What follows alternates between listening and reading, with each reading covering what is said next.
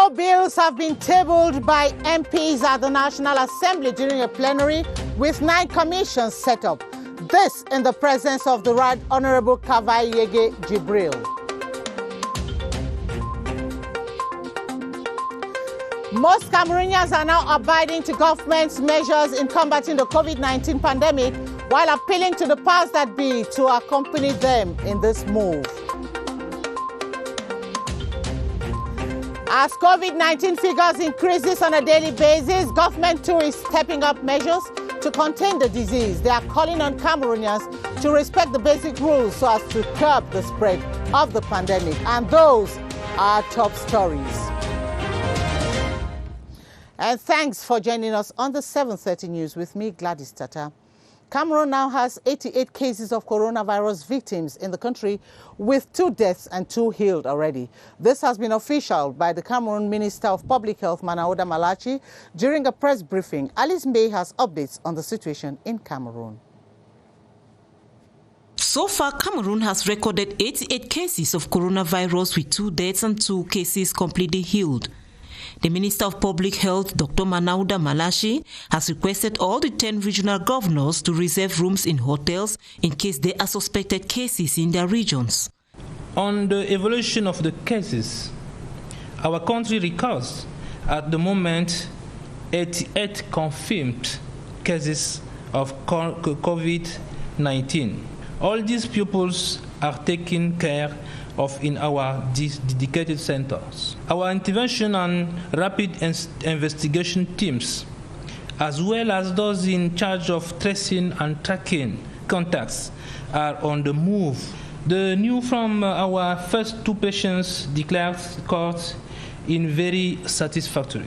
While the Minister of the Public Service and Administrative Reform, Joseph Lay, has launched a recruitment of about 589 health personnel who will help in the fight against the spread of COVID-19. In Africa, 2,819 cases have been recorded so far, with 73 deaths. 46 countries out of 54 African countries have been touched by this disease. 505,000 cases have been recorded in the world, with 23 deaths. As for now, America tops the list with 82,000 cases, followed by Italy and China. Supermarkets in Yaoundé are equally implementing the measures put in place to limit COVID-19 in the country. Hence, sanitizers greet customers at the entrance to the supermarkets, while floor distance guides have been placed, obliging buyers to respect the 1-meter social distancing. Rainato Sali tells us more. Sanitizing hands, the first thing customers do before entering this supermarket. I think that it's important to apply what we are supposed to do to prevent coronavirus in our society, because it's something which can kill all of us. Everyone, irrespective of class or social status, respects this ritual meant to put the coronavirus out. I noticed that there is no much people here, and it's one of the measures that we are supposed to do. I'm comfortable with the measure. Safety measures to stem the COVID-19 in supermarkets are visible. Floor distance guides have been placed for those queuing up at the counters. At the beginning it was a little bit difficult, but 2 days, 3 days after, everything has been going on, and now we are quite satisfied by what has been done. Supermarket trolleys are given a thorough clean every now and then. We observe. There is an observation that is done at a distance. We observe, all right? And if they don't do, for example, when there is a queue in the morning at the boulangerie, we make sure that 1 meter is respected. Customers are also reminded of the importance of hand sanitizing and social distancing to bar the way to the coronavirus. Hotel managers in the nation's capital are scrupulously applying the measures put in place by government to fight the coronavirus. They make sure that staff and clients constantly wash their hands with water and soap, plus sanitizers, and respect social distancing. Cynthia Etin paraded some hotels in the capital city to find out how effective the rules are being applied and put together the following report for the 7:30 News. This is the main entrance to this hotel. Here, like in many other hotels in Yaoundé, a bucket of water and soap is placed at the entrance to the hotel. Hand sanitizers are equally made available. Hand washing is compulsory for all. Management and staff are making sure the measures to reduce the spread of the coronavirus pandemic are respected to the latter by customers and staff. They say the coronavirus respects no status, and respecting basic hygiene rules is the only way out. In the hotel, everybody who comes in, first of all, should wash hands with that soap. When you reach in the restaurant, you have that thermoflash for temperature. At the level of restaurant, special measures are being taken to respect social distancing. We have food in takeaway. It is a measure to prevent a physical contact. Business for most of these structures is slow now. Since 17th of March, it is difficult to somebody now to launch in the hotel. Hotel managers are ensuring the effective implementation of government measures while nursing the hope the coronavirus is contained soonest so their business can blossom again. Over in the West region, health officials say the 3 confirmed cases of coronavirus in Bafoussam are resounding positively to treatment. Chanceline Nanze is on the line to the Bafoussam at the regional hospital where the COVID-19 patients have been admitted. Good evening, Chanceline. What is the situation over there like at the moment? And welcome to Bafoussam. I am standing in the courtyard of the Bafoussam Regional Hospital that is currently hosting the confirmed cases of coronavirus in the West region. The hospital has made available 5 isolation wards, each containing 2 beds. To welcome both confirmed and suspected cases, a medical team has specially been trained to handle the patients. A team of experts from the Ministry of Public Health has since last Friday been helping in tracking down people who might have come in contact with the infected persons. And according to the West Regional Delegate of Public Health, Dr. Shinmun Dauda, and the Director of the Bafoussam Regional Hospital, Professor George Eno Orok, the admitted patients are positively responding to treatment. They continue calling on the population of the West region to respect the preventive measures put in place by the government to curb the spread of the disease. And they've also called on the population that in case anyone is facing symptoms of the disease, the person should stay at home and call the toll-free numbers that have been made available, so a team will be sent to them in their homes. This in a bit to avoid or prevent the spread of the disease or reduce the risk of infecting other people. Chanceline Nanze, Bernard Kwimi, reporting for the CRTV in Bafoussam. Well, thank you very much, Chanceline Nanze. We shall be coming back to you if there are any more reports from the West region. And over in the Littoral region, the Douala Central Market, fondly called Marché Congo, has remained closed this day, March 27, as sanitary agencies from the Douala 2 municipal councils disinfect its environs, while peripheral roads are cleared of makeshift shades, the train circulation. And since the installation, the Douala City Mayor, Mbase Dine, accompanied by the Mayor of the Douala 2 Council, have paid an inspection visit to the sites wherein a few observations were made as to improving circulation and sanitation around the market. Dixon Ashu tells us more from CRTV Littoral in Douala. A call were heeded by traders of Douala's largest market prior to plans by the Douala 2 Municipal Council communicated earlier to disinfect the market environs as a way to counter the deadly coronavirus spread. The action is one of the measures arrived at during the March 21 consultation of Douala mayors to bring environmental and health sanity to the city of Douala. On a maiden outing since installation, Douala's pioneer city mayor, Rujen Basandine, accompanied by Denise Fampo of Douala 2, went around the business avenue for a forehand of the disinfection activity so far. They also observed alongside market management staff and quarter heads that there was need for a freer circulation in and around the market as makeshift business sheets and other obstacles along corridors and peripheral roads are marked for demolition or are demolished on the spot.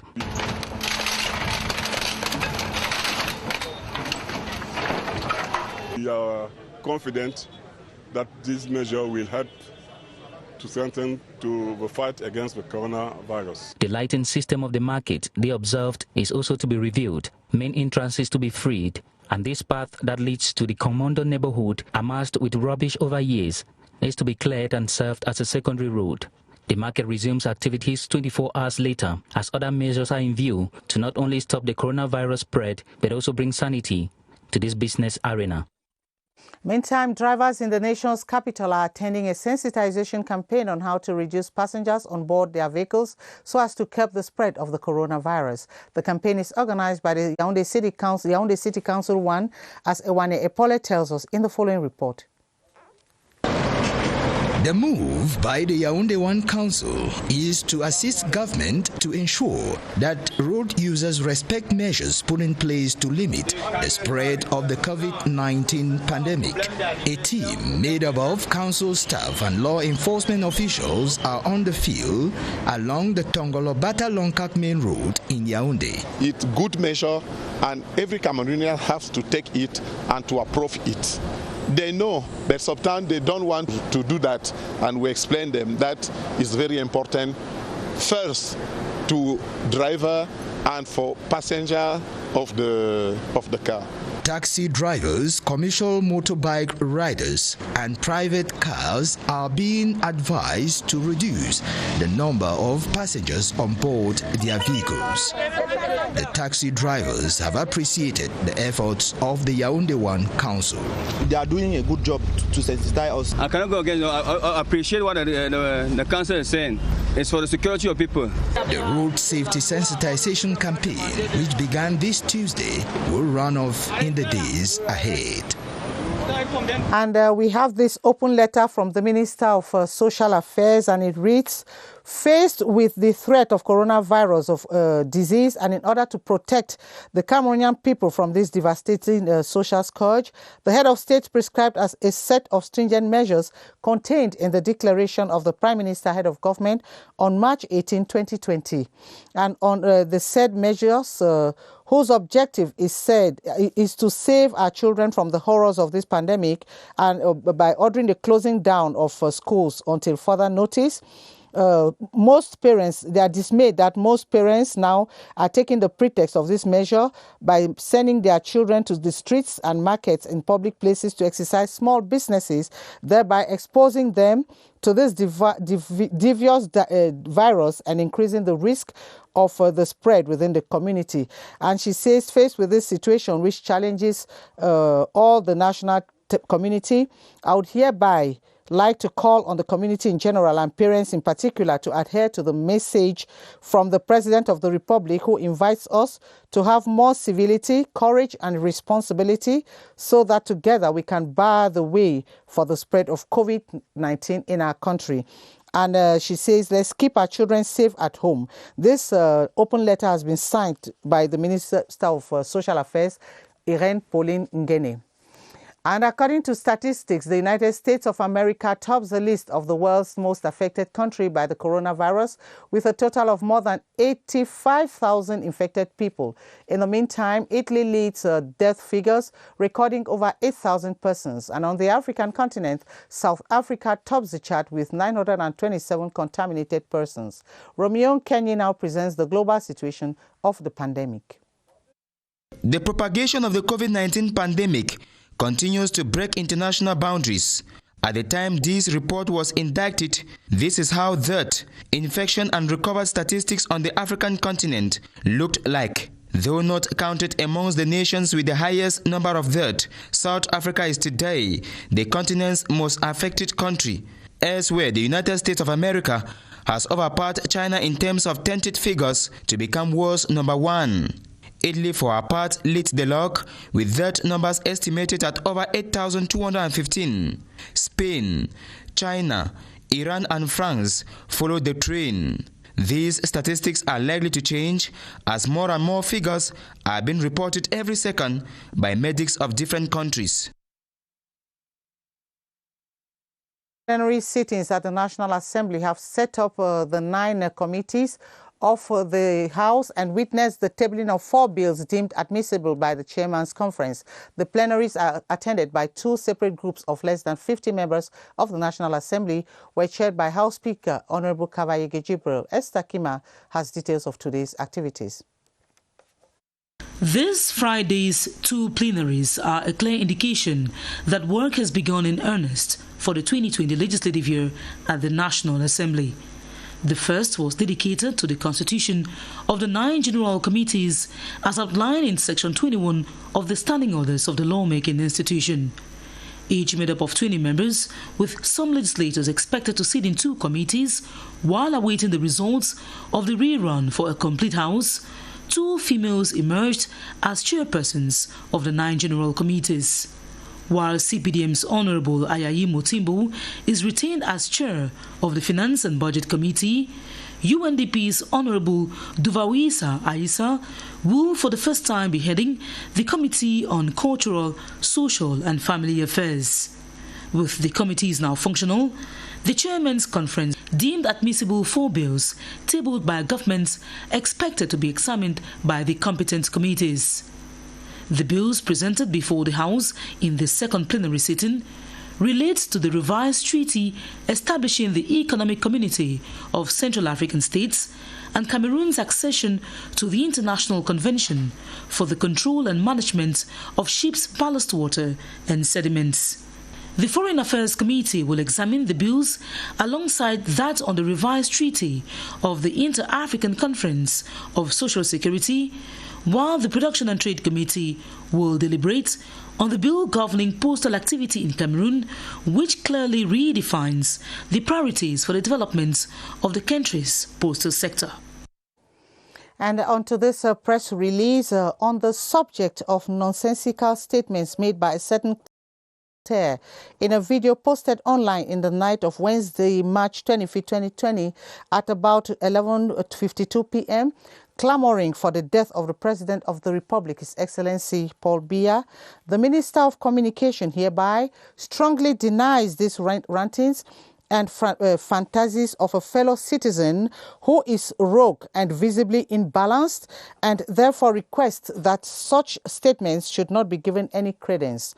And the President of the Republic goes about his sovereign duties normally, as can be testified by his activities in recent days, notably the signing of important texts relating to the functioning of state institutions and particularly concerning the government's response to the coronavirus pandemic. And this press release has been signed Rene Emmanuel Sadi, Minister of Communication. The March 22 by a legislative election in 11 constituencies in the northwest and southwest regions took place within manifest display of a high sense of patriotism and citizenship, despite some challenges faced along the way. The chairperson of the Electoral Board of Elekam, Eno Abrams Egbe, was speaking today in Yaoundé as he chaired the second session as of right through a video conference given the COVID-19 scare as prescription to limit unsafe physical contact. Killian Dandifon has the details. The chairperson of the Electoral Board of Elekam opened the session as of right following the March 22 legislative by-election by justifying the video conference option. Our country is facing the threat of COVID-19 epidemic, which obviously requires maximum precautions as prescribed by the government in order to limit the spread and fatal consequences. Then he gave an overall appreciation of the poll, the main thrust of the session. Our work, therefore, will be essentially devoted to make an exhaustive assessment and account of the just ended poll and the lessons learned from the entire process as a whole. I'm the board meeting as of right takes place. Administrative courts are cancelling election of municipal councillors in some constituencies. We are confident because out of the many cases that were put before the administrative court, very few went through. It means that election commission have been doing a good job. We are hopeful that by the time they go to the higher courts, the matter will be cleared and we'll forget about it. The last rerun we're ready. If it is even tomorrow, we are ready to start it all over.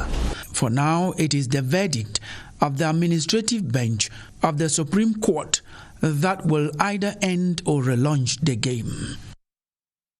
Let's now come back to the COVID-19 pandemic updates in Cameroon. I will now hook up with Beatrice Lasamba, who is standing by with the response team in charge of managing the pandemic. Hi, Beatrice. Any new cases there?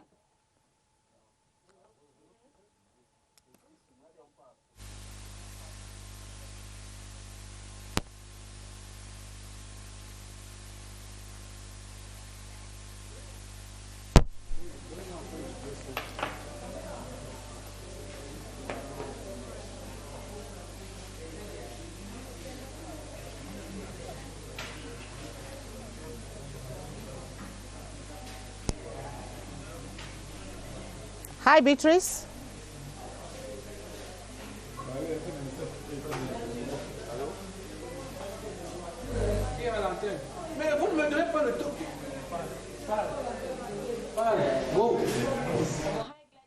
Just been updated on COVID-19 disease here in Cameroon this very hour by the director in charge of the promotion of health in the Ministry of Public Health, Dr. Fane Mahamad, and she announced that 3 new cases have been confirmed, 3 new cases of COVID-19, and a lot of other things. So I've been joined here by an expert, a public health expert, Dr. Eric Tandy, who is going to tell us about those 3 new cases and other updates about COVID-19 this 27th of March 2020. Hi, Doctor. So now please do update us. Thank you for your time, and do update us about the COVID-19 disease. Apart from the new cases, what else do we have? Yeah, thank you very much, CRTV and the management, for giving us the opportunity at all times to update the Cameroonian population on the current situation of COVID-19 in Cameroon. Following the daily press briefing of the minister that just passed a few minutes ago, unfortunately, Cameroon has recorded another confirmed 3 cases, raising the situation from 88 to 91 confirmed cases, with all the 3 cases being recorded in Yaoundé. However, we continue the push as we cooperate with our partners and other bodies like the WHO. Just to notify you, the UBA Bank has equally donated a CFA 150 million to the Cameroonian population. This is the kind of support we need from our partners so that we can help to push to end this pandemic. Yes, and while that is happening, we've noticed that contact tracing has been a major challenge. The minister, during that press briefing, announced that everyone who got into Cameroon through a flight as from the 10th of March has got to go get tested. But it looks like that has been the biggest headache you've had in fighting this disease. People have not been voluntarily coming for testing, although they know they've been exposed to infected persons. Tell us, what are the challenges you've been having as far as this is concerned? That's right. Quite challenging indeed.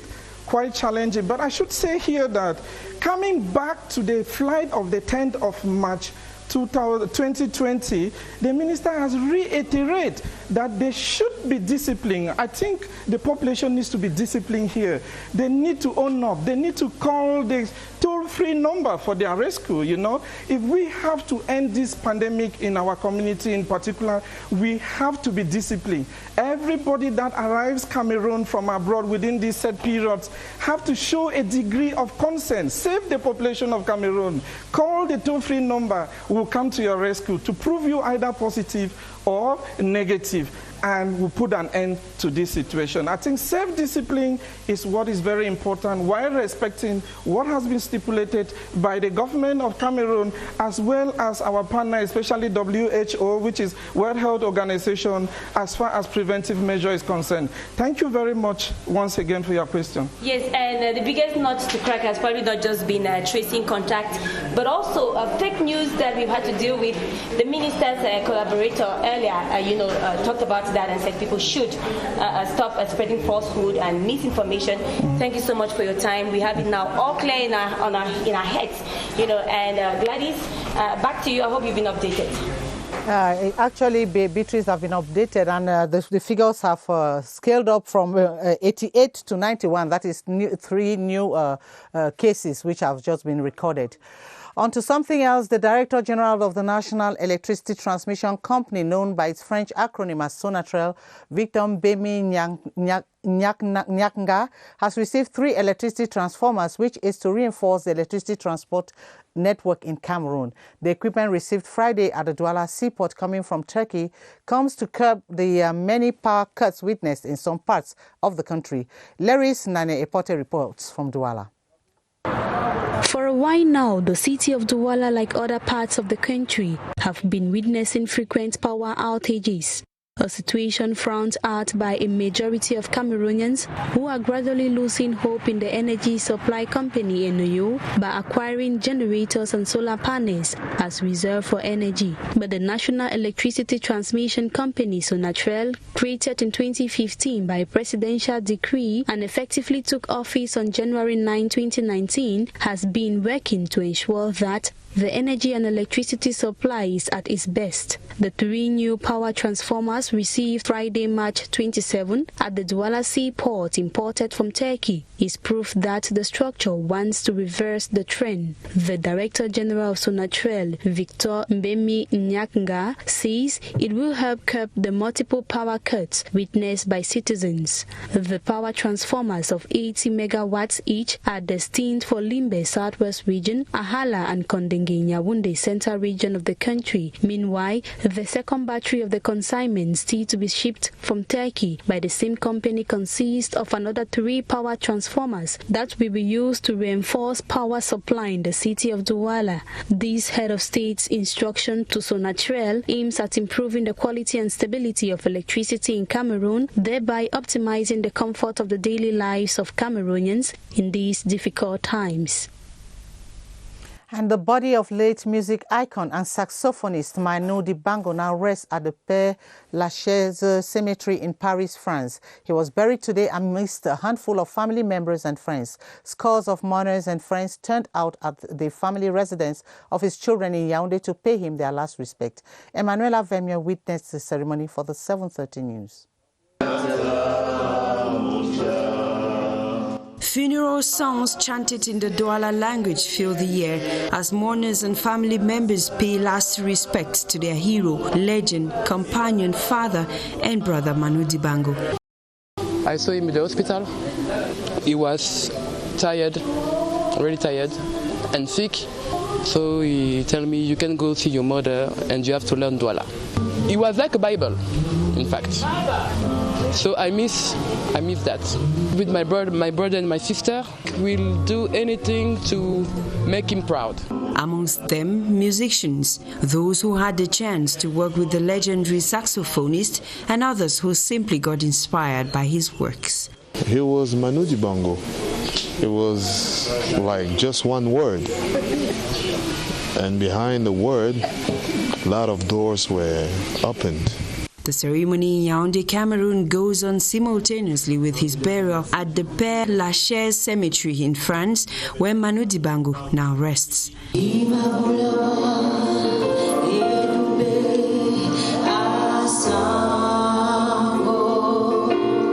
The preacher of the day has told mourners to remember that God gives and takes, and that to glorify his name, they should preserve the legacy that Manu Dibango has left. The celebrated saxophonist, it should be recalled, died on March 24, 2020 from coronavirus in France at age 86.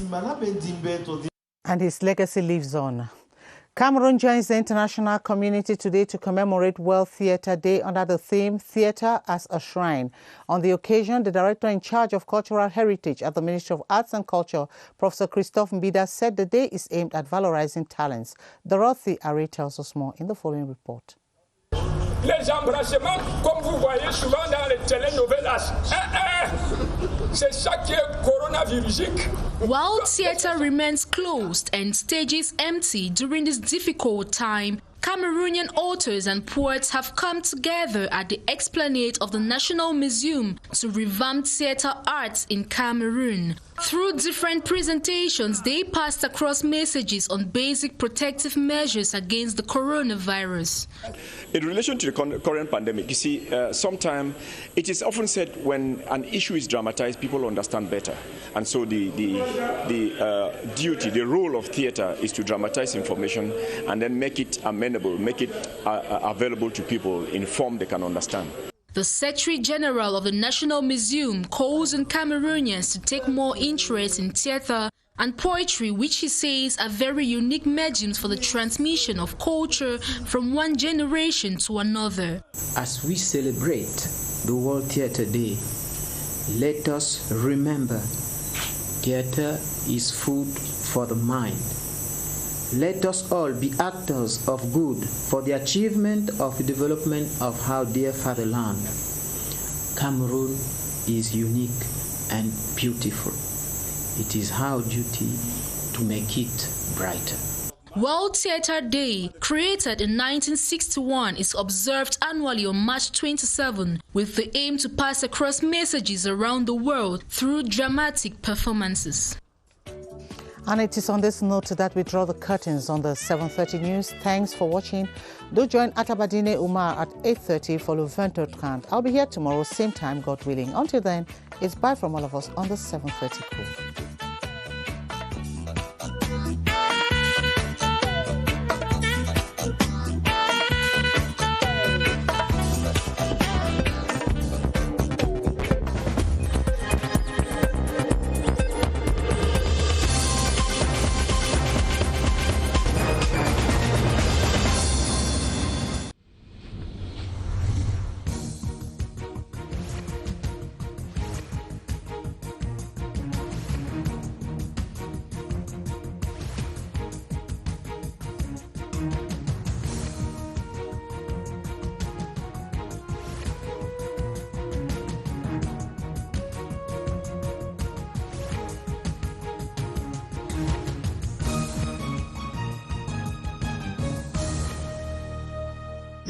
CRTV News, ici, toute l'info.